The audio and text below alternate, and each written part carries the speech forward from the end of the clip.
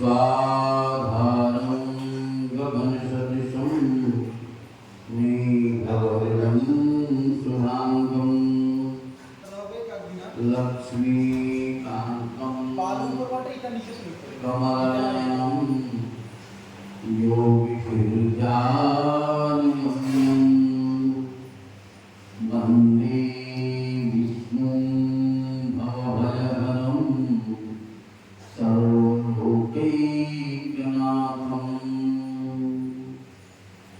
शशङ्खचक्रं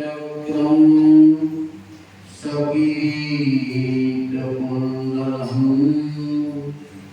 सपीतवस्त्रं शरसीरुहेक्षणं सारवक्षं स्थलगोस्तुभस्त्रियं नमामि विष्णुं शिरसा चतुर्भुजं। देखिए बड़ी सौभाग्य से हमको आपको गृह प्रवेश करने का मौका मिलता है। गृह प्रवेश करने के लिए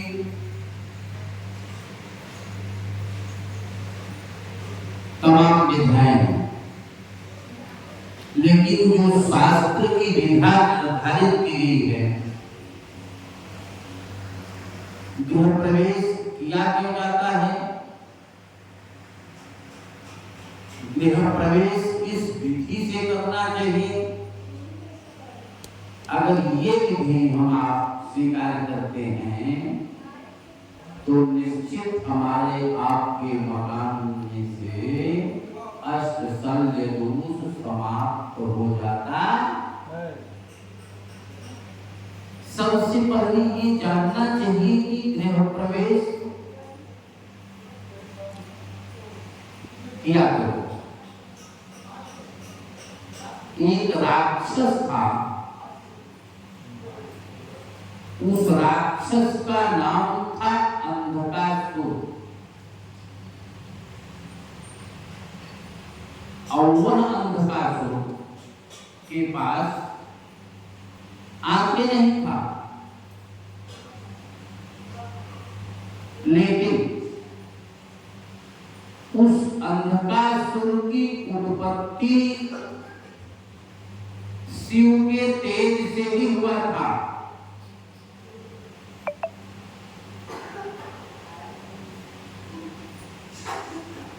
और उस अंधकासुर के अंदर इतनी तेज थी कि सप्तवेदी बाण भी मारना चाहता था और मारता था।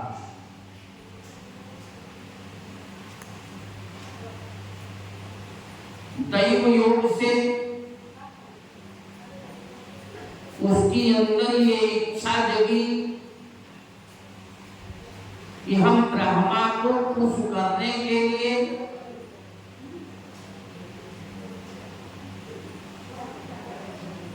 तपस्या करें। तपस्या से वो ब्रह्मा को खुश भी कर लिया,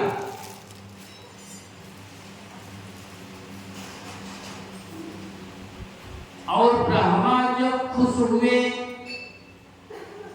उसके सामने उपस्थित हुए वरदान देने के लिए, तब ब्रह्मा से ये कहा कि आप मुझे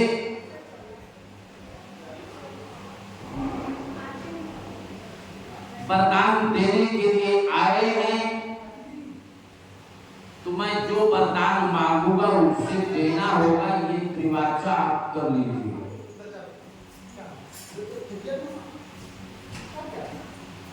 ब्रह्मा जी भी उसकी साधना से खुश थे। उन्होंने कहा हम तुमको वरदान देंगे।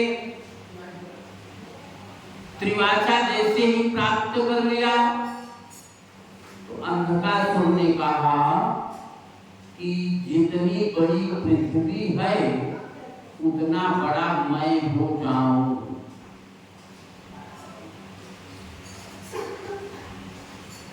अब ब्रह्मा ने त्रिवाचा दिया ही था, तो ब्रह्मा के सोचने के लिए कुछ बचा नहीं था, मात्र एवमस्तु कहना पड़ा। एवमस्तु कह दिए, एवमस्तु कह दिए।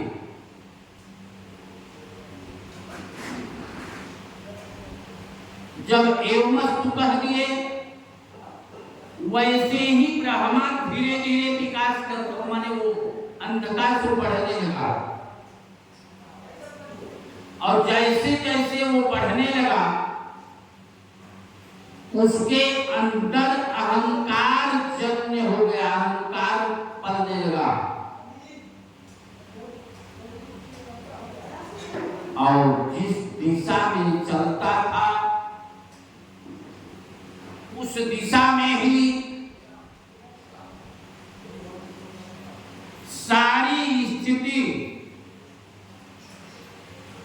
सारी स्थिति गड़बड़ होती है, माने सब स्वाहा होगा जाता। इसी प्रकार से एक स्थान पर सारे लोग त्रिदेवों की पूजा कर रहे थे। त्रिदेवों की पूजा करते हुए अंधकासुर ने लोगों से पूछा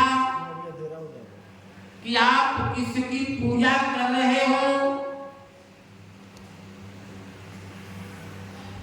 लोगों ने बताया कि हम त्रिदेवों की पूजा कर रहे हैं। उस अंधकासुर के अंदर ये जिज्ञासा हुई कि पूरी पृथ्वी जितना बड़ा है उतना बड़ा मैं हूं,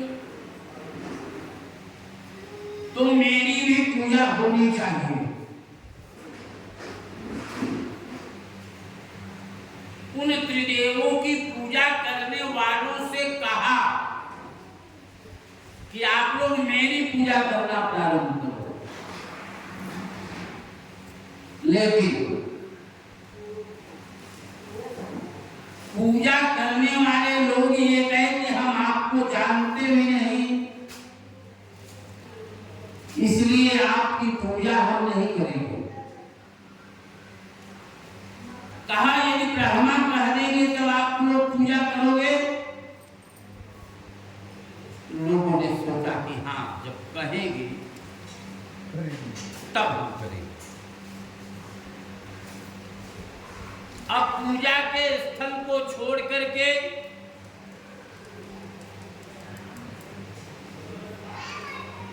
और वह अंधकासुर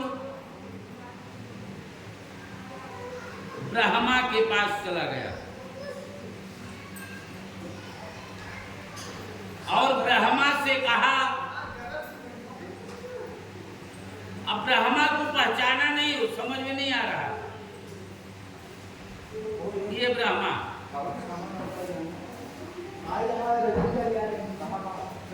और इन्हीं से मैंने वरदान पाया। वो कहा कि पृथ्वी पर लोग पूजा कर रहे हैं त्रिदेवों की, और पूरी पृथ्वी पर मेरा अधिकार है, क्योंकि जितना बड़ा पृथ्वी है उतना बड़ा मैं हूं, इसलिए मेरी पूजा होनी चाहिए। ब्रह्मा ने उससे कहा कि तुम मेरी पूजा करके वरदान प्राप्त किए हो,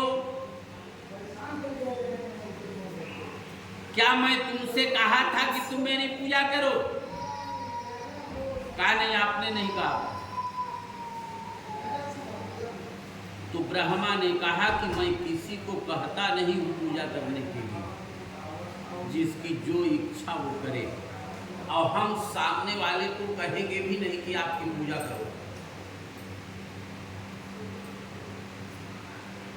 अंधकासुर कहा कि ये कहने से काम नहीं चलेगा, अगर नहीं कहोगे तो हमसे युद्ध करो, अगर जीत जाओगे तो तुम्हारी पूजा होगी त्रिदेवों में, नहीं तो मेरी पूजा होगी। अब ब्रह्मा से युद्ध हुआ, शंकर जी के अंश से उत्पन्न था वो। इतना भीषण युद्ध हुआ कि ब्रह्मा जी पतली गली से बाहर निकल गए। अब वो विष्णु के पास गया। विष्णु भगवान क्षीर सागर में योग निद्रा में थे।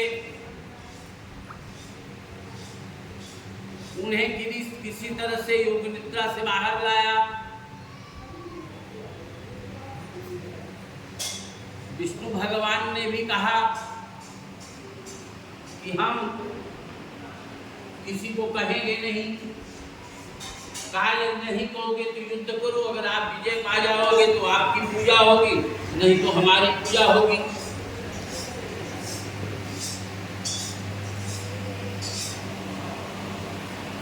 युद्ध किया। विष्णु भी पतली गली से बाहर निकल गए।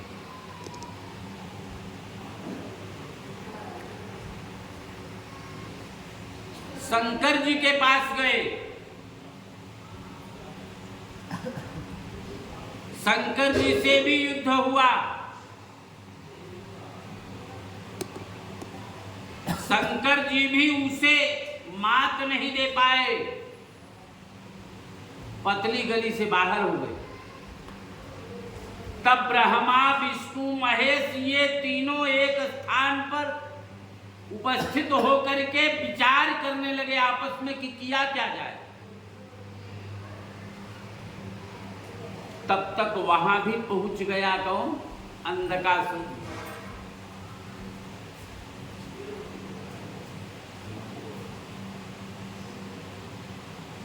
कहा एक मौका और देते हैं, आप तीनों एक साथ लड़ो,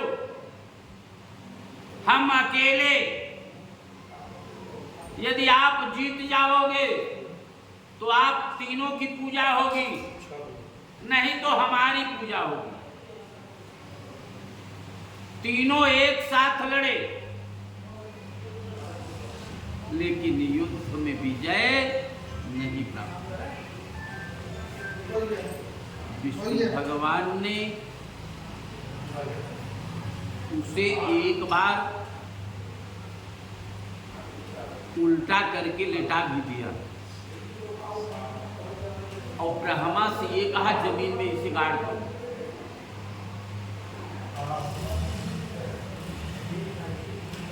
जमीन में गाड़ दिया, फिर भी उल्टा जीत नहीं पाए।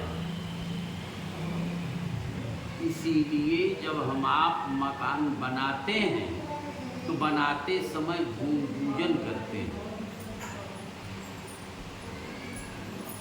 और मकान बन जाने के बाद में गृह प्रवेश के दरबार में वास्तु शांति करते। अब रही बात ये, धीरे से ब्रह्मा विष्णु जी उस अंधकासुर के कान में पूछे कि तुम क्या चाहते हो, ये बताओ। कहा जैसे आप लोगों की पूजा हो रही है उसी प्रकार से हमारी भी पूजा होनी चाहिए, क्योंकि मैं ब्रह्मा से वरदान प्राप्त किया हूं कि जितनी बड़ी पृथ्वी है उतना बड़ा मैं हो जाऊं। तो पूरे पृथ्वी पर मेरा अधिकार बना हुआ है।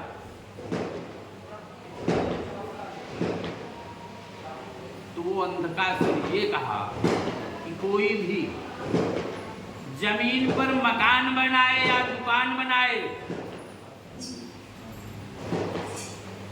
छत पर मकान बनाए या दुकान बनाए, लेकिन वास्तु शांति करना आवश्यक। जो व्यक्ति वास्तु शांति नहीं करेगा उसके जीवन में तमाम प्रकार की दिक्कतें प्राप्त होगी। अब वास्तु शांति की विधि क्या है? सबसे पहले तो वर्धिनी कलश का जो आपने पूजन किया, वर्धिनी कलश लेकर के प्रवेश किया,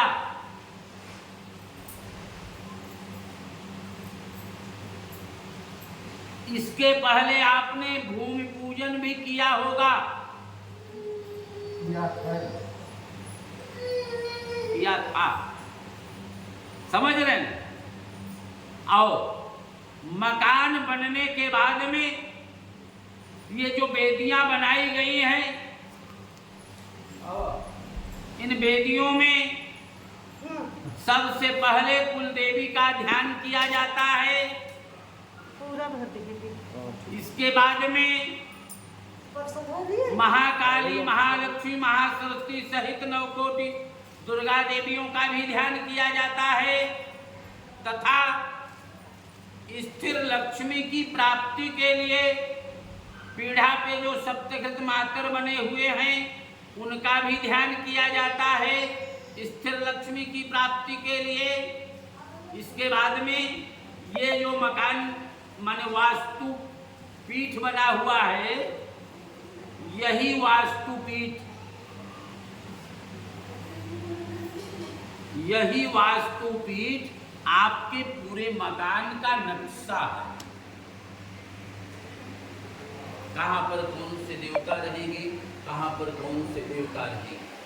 शास्त्रों में तो ये बताया गया है कि वास्तु पुरुष के लिए सोने का होना चाहिए,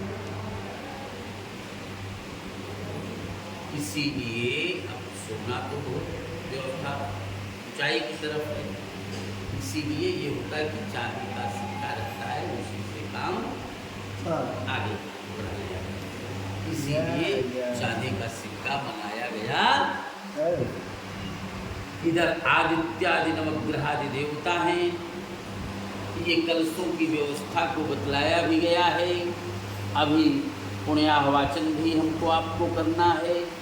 और लक्ष्मी जी बारे में बताइए जी, लक्ष्मी जी के बारे में बताइए, सप्तशत मातर के बारे में।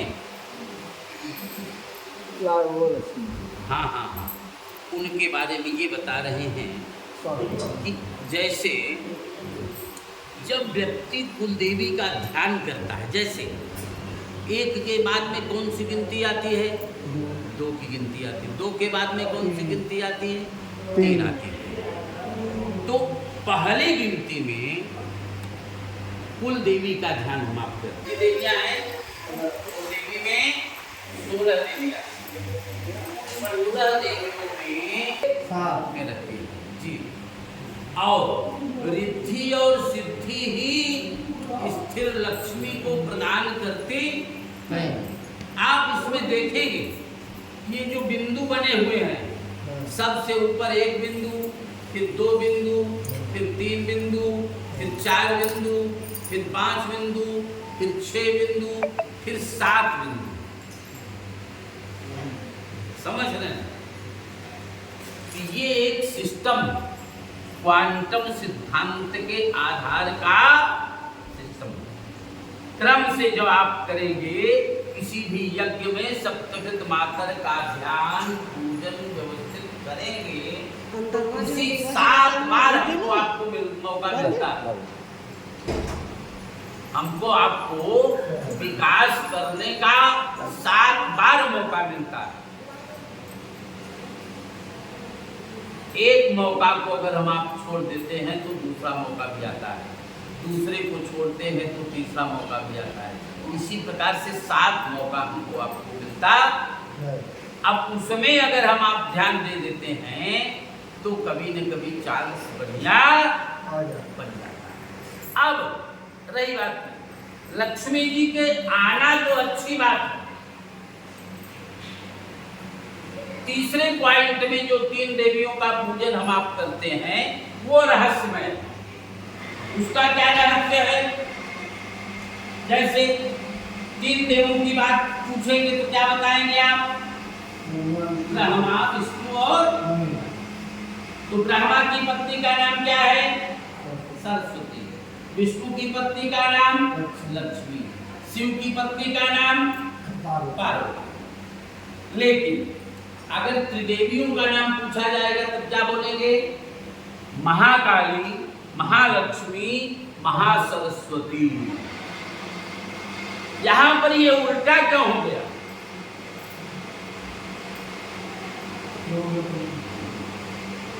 इसके लिए भी इतिहास बना हुआ है।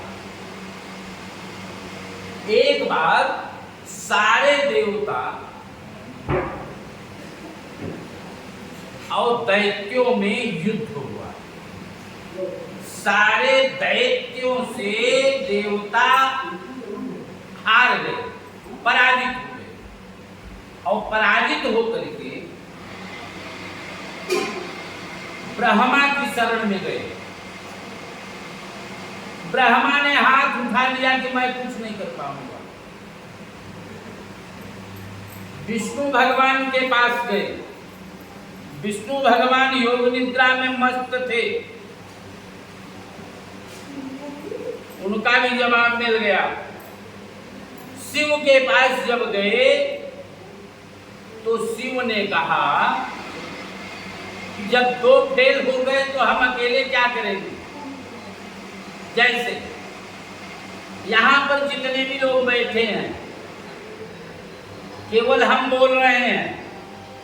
अगर हम भी 10-20 मिनट बंद हो जाएंगे तो निश्चित आप ये कहोगे कि महाराज पूजा का ही आगे नहीं बढ़ रहा। समझ रहे? अब रही बात ये, तो तीनों देवता इकट्ठा थे, असहाय हो गए थे। तो शंकर जी ने कहा कि अब त्रिदेवों की स्थिति डैमेज हो गई है, अब त्रिशक्तियों की साधना किया जाए। सारे देवताओं को कह दिया कि शक्तियों के लिए साधना करिए, शक्ति को खुश करने के लिए साधना।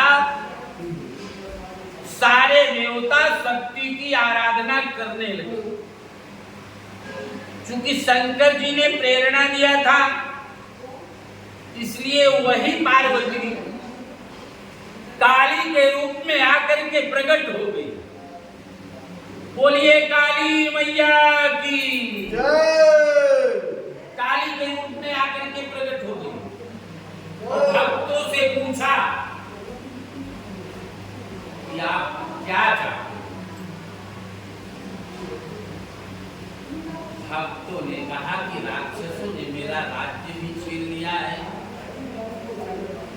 वो मेरा सिंहासन भी छीन लिया है, उन राक्षसों से मेरा राज्य भी चाहिए, सिंहासन भी चाहिए, मेरा अधिकार भी। तो माँ काली की आराधना करते ही काली माँ खुश हुई। अपने तेज से सारे दैत्यों का धीरे धीरे संहार करना और बड़े ही थोड़े समय में संहार समाप्त भी कर दिया। लेकिन काली का क्रोध समाप्त नहीं हुआ।